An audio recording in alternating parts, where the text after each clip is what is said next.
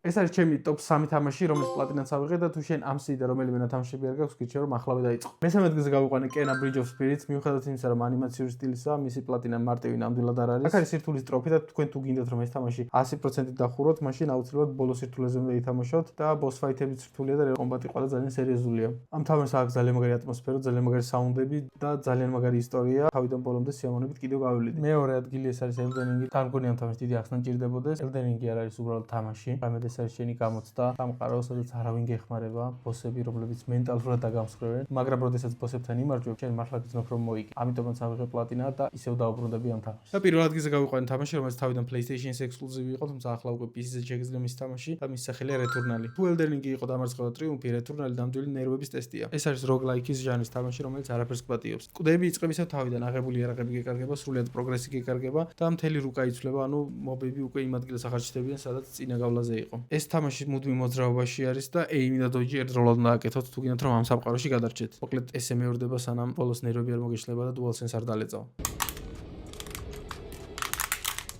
მიუხედავად ამ ყველაფრის ამ თამაში ძალიან ვისიამოვნე, პლატინა ავიღე და დრო რომ მქონდეს აუცილებლად ისევ მიუბრუნდებოდი. და შენ გაქვს რომელიმე თამაშის პლატინა, დამიწერე კომენტარებში.